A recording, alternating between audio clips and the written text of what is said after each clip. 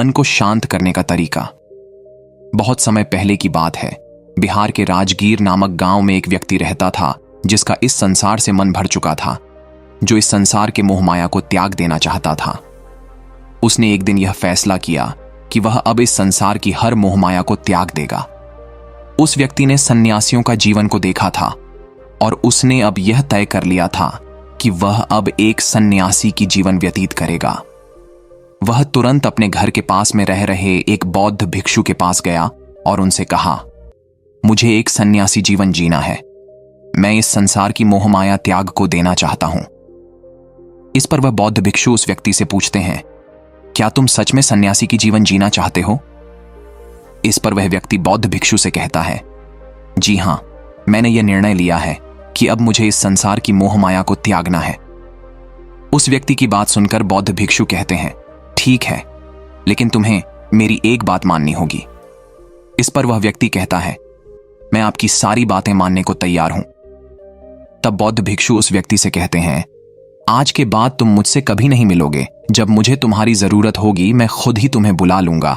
हमारे आश्रम में हजारों सन्यासी रहते हैं। तुम्हें उन्हीं की तरह रहना है और उन्हीं की तरह खाना है, उन्हीं की तरह वस्त्र पहनना होगा और उन्हीं की तरह जीवन जीना होगा जैसे वे जी रहे हैं।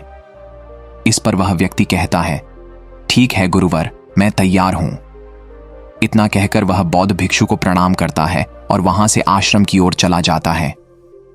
आश्रम में जाने के बाद उसे एक कमरा मिलता है जहां वह रहने लगता है। साथ ही उसे चावल कूटने का काम मिलता है। वह हर दिन आश्रम में रह रहे 1000 सन्यासियों के लिए चावल कूटने का काम करने लगता है। इसी तरह उसके दिन बीतने लगे। उसे लगता है कि जब गुरुजी को उसकी जरूरत होगी तब उसे बुलाएंगे। इसी इंतजार में वह व्यक्ति वहां रहने लग जाता है। सुबह से लेकर शाम तक उस व्यक्ति का काम सिर्फ चावल कूटना ही था। उसने इस काम को करते करते धीरे धीरे 12 साल बीता दिए, लेकिन अब तक उस भिक्षु ने उसे बुलाया नहीं। आश्रम में रहते रहते अब चावल कूटने वाले व्यक्ति के मन में कोई विचार नहीं थे और न कोई समस्या उसके मन में थी। वह अकेले रहते रहते अपने विचारों पर नियंत्रण पा चुका था। उसे जीवन जीने का सही मतलब समझ में आ चुका था। उसके मन में अब एक अलग ही सुकून और शांति थी।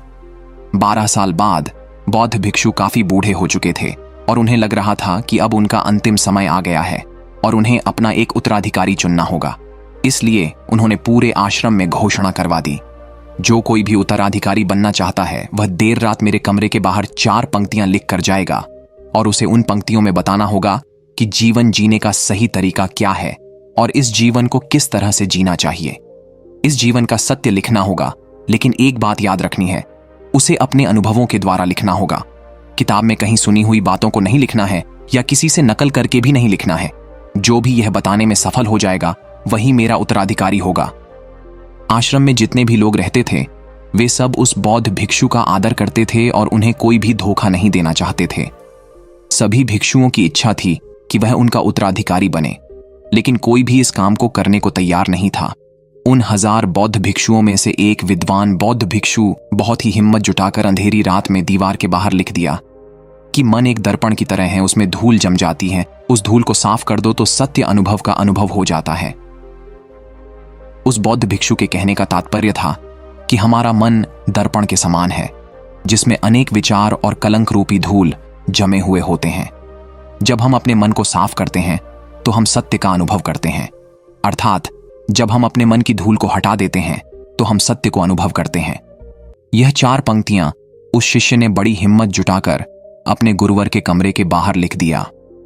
अगली सुबह जब बौद्ध भिक्षु उठे और कमरे के बाहर लिखी 4 पंक्तियों को पढ़ा और कहा, किस मूर्ख ने लिखी है? मेरी दीवार को किसने खराब कर दिया है? उसे पकड़कर अभी मेरे पास लाओ।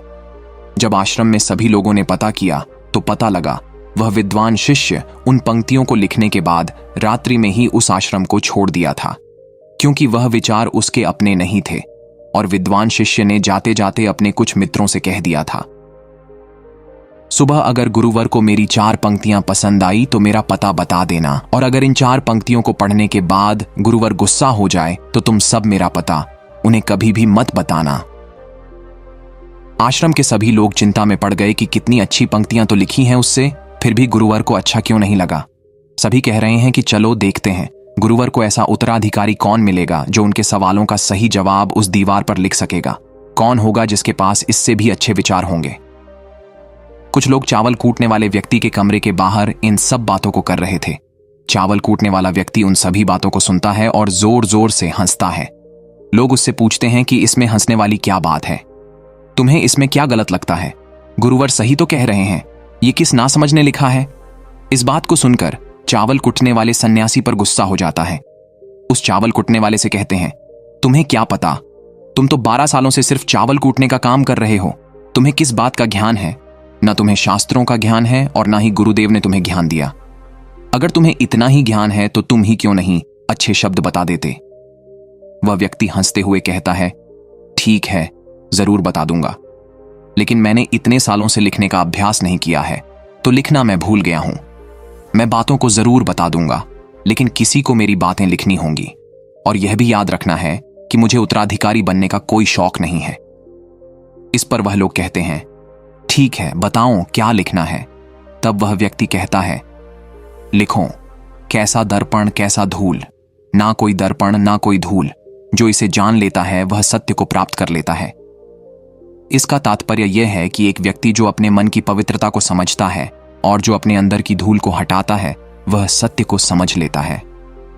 गुरुदेव ने आधी रात को चावल कुटने वाले व्यक्ति के पास आकर कहा, तुम यहां से चले जाओ, अगर नहीं तो आश्रम के हजारों लोग तुम्हें निकाल देंगे। तुम मेरा उत्तराधिकारी बनना चाहो या ना चाहो, उससे कोई फर्क नहीं पड़ता। तुम उत्तराधिकारी बनो या नहीं, लेकिन जो शब्द तुमने कहे थे वही सत्य है और जीवन के अनुभवों को दर्शाते हैं। मन ही मन मैंने तुम्हें अपना उत्तराधिकारी मान लिया है। यदि यह बातें उन हजारों लोगों को पता चल जाती हैं तो वे तुमसे ईर्ष्या करेंगे और तुम्हें नुकसान पहुंचाएंगे। ये लोग बर्दाश्त नहीं कर पाएंगे। एक चावल कुटने वाला व्यक्ति उत्तराधिकारी कैसे बन सकता है जिसे कोई ज्ञान नहीं है, जिसने कभी शास्त्र पढ़ा नहीं है? यहां पर शास्त्र पढ़ने वाले सभी लोग सिर पीटते रह जाएंगे। इसलिए तुम यहां चले जाओ, कहीं और अपनी दुनिया बनाओ और वहां के लोगों को ज्ञान से भर दो। उस व्यक्ति से गुरु ने कहा, सालों पहले महात्मा बुद्ध ने अपने एक शिष्य से कहा था कि जब तुम्हारे मन के सारे विचार शांत हो जाएंगे तब तुम्हारे अंदर विचार आना बंद हो जाएगा। उस दिन तुम्हें सत्य का अनुभव हो जाएगा। तुम सत्य का अनुभव करोगे, खुद का भी और इस ब्रह्मांड को भी समझ पाओगे, और यही बुद्धत्व पाने का पहला कदम है। तुमने आज इस बात को सत्य कर दिया। मन को शांत करने का पहला तरीका यह है खुद के विचारों को अच्छे से समझना कि आखिर आपके अंदर कौन से विचार उत्पन्न हो रहे हैं, आखिर आपके अंदर क्या चल रहा है। उन्हें अच्छे तरीके से जागरूकता के साथ समझने की कोशिश करना, ना कि अपने विचारों को दबाने की कोशिश करना। अगर आप अपने मन के विचारों को दबाने की कोशिश करते हैं तो मन और तेजी से भटकने लगता है। जब भी आपको लगे आपका मन जल्द ही भटक जाता है तो तुरंत आप उस पर ध्यान देना शुरू कर दें और अपने विचारों पर ध्यान दें। लगातार कोशिश के बाद आप पाएंगे कि आपके अंदर विचारों को जागरूक करके देखने की एक आदत सी लग गई है। उसी के साथ आप यह भी देख पाएंगे कि आपके मन में बुरे विचार अत्यधिक उत्पन्न हो रहे हैं। आपके मन में जो भी विचार उत्पन्न हो रहे हैं वह सकारात्मक भी हो सकते हैं, नकारात्मक भी हो सकते हैं। उनसे आपको कोई भी छेड़खानी नहीं करनी है, बस आपको अपने प्रयास पर काम करते रहना है। यह अभ्यास आप लगातार करते रहे तो एक समय आने के बाद आप अपने विचारों को नियंत्रित करने में सफल हो जाएंगे। तब जाकर आपको असली सुकून और शांति की प्राप्ति हो जाएंगी। तब आपको किसी भी प्रकार की चिंता नहीं सताएगी, क्योंकि आप खुद पर विजय प्राप्त कर लिए हैं और अब आप अपने विचारों को नियंत्रित कर सकते हैं। उम्मीद करते हैं आपको हमारी इंस्पिरेशनल हिंदी स्टोरी मन को शांत करने का तरीका, सुकून और शांति की खोज पसंद आई होगी। तो दोस्तों, आपको ये वीडियो कैसी लगी हमें कमेंट्स के माध्यम से जरूर बताएं और साथ में हमारा चैनल सब्सक्राइब भी कर लें। धन्यवाद दोस्तों।